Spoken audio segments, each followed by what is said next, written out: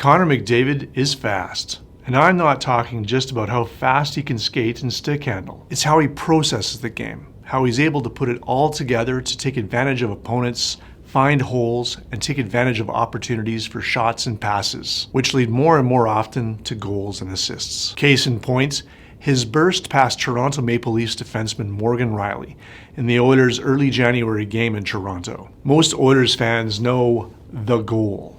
Halfway through the third period of the Oilers' eventual 6-4 win over the Leafs, McDavid picked up a loose puck in the neutral zone, then charged into Toronto territory, faking out and blowing past Rielly, en route to scoring on goalie Michael Hutchinson, all at lightning speed. Connor processes the game in concert with his feet and his hands. Often there's a lot of fast players in the league, but when they got the puck on their stick, not a lot happens.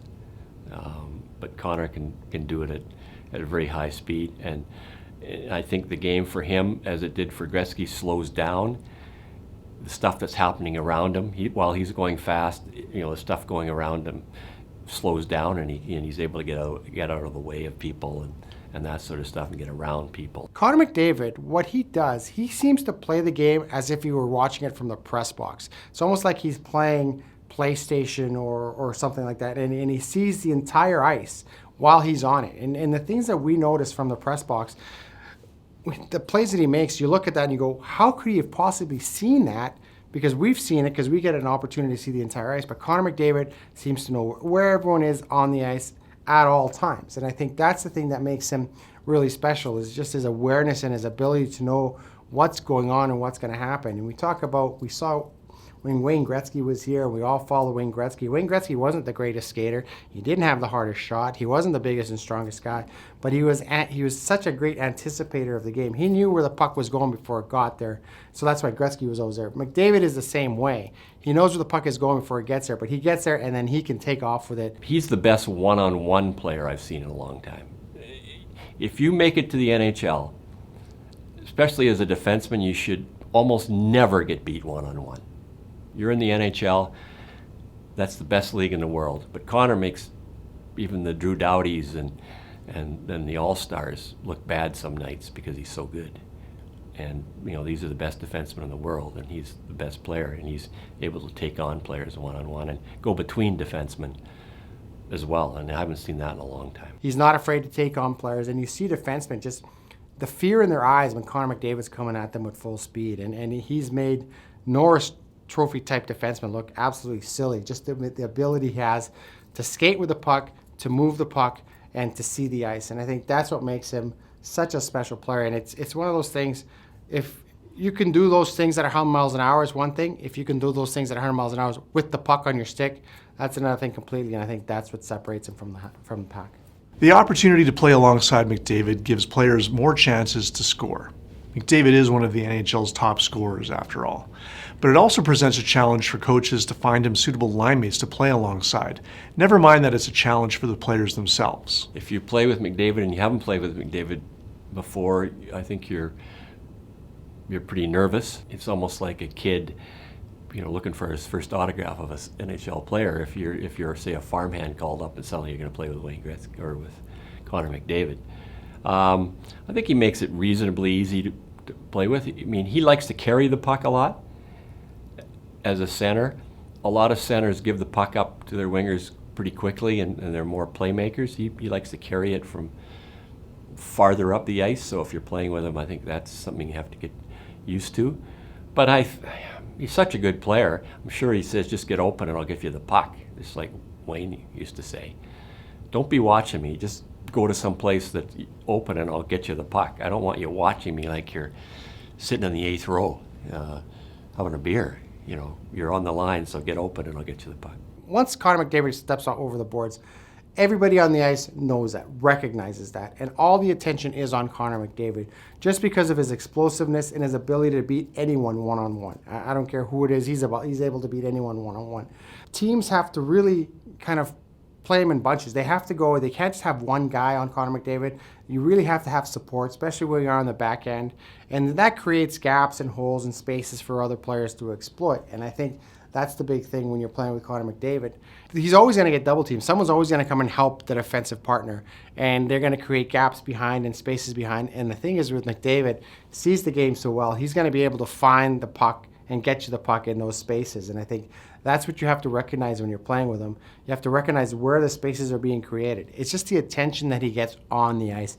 Everyone knows every time Connor McDavid steps on the ice. And then when he gets the puck in a situation where he can attack the opponents, then everyone really backs off. And the entire focus is on stopping Connor McDavid, which allows everyone kind of free rein around him. Connor McDavid has been the captain of the Oilers since he started his second season in the NHL at the age of 19. He's the kind of leader who leads by example, a quiet type rather than a more vocal presence. I think he's much like Gretzky. I think he leads on the ice. I don't think unless he's two different people, I don't see him raising the roof in the dressing room. I think Leon Draisaitl is more talkative and more direct with what he says. As Milan Lucic said, he thought Leon was pretty direct. And Lucic was kind of the unofficial captain, I think, when he was here, because he'd won before and he was much more outgoing. I think he leads on the ice. I think that's why teams have leadership quote groups now. 4 or 5 guys, and they all sort of take on the leadership role. Unless you're a Jonathan Taves or Sidney Crosby, who just starts young and grows into it, and you are definitely a leader on the ice and a leader in the room. There's more players who are captains, maybe for what they do on the ice, than getting in somebody's face in the dressing room and saying, "Get your butt in gear here," as Mark Messier would you do, or grab Kent Nilsson by the scruff of the neck, tell him to play better. Well, I think his play inspires his team. I think he's the type of leader that goes into the room and he doesn't have to yell and scream and say, "Follow me, guys." I think he just goes out there and people are just awed at some of the things that he does. And when the game is on the line, he's the guy that wants the puck. He's the guy that wants to be over the ice. He's the guy that wants to take that shot. And you just naturally follow guys like that. They don't have to be vocal in the room. They don't have to go around the room and tell guys what to do and what they should be doing. They just follow him. And I think that's what makes him a really, really attractive leader, is that he's going to be out there. He's going to be the best player on your team every night. And I know that the Oilers have had character guys in the past as captains and guys that are on the third and fourth line and guys that probably wouldn't be out there when they needed to kill a penalty or wouldn't be out there when they needed a goal in the last minute. And I think it's tougher for those guys to lead as an example, because we saw this a few years back when you're a captain of a team and you're a fourth line guy or a third line guy and the game is on line and you're not on the ice.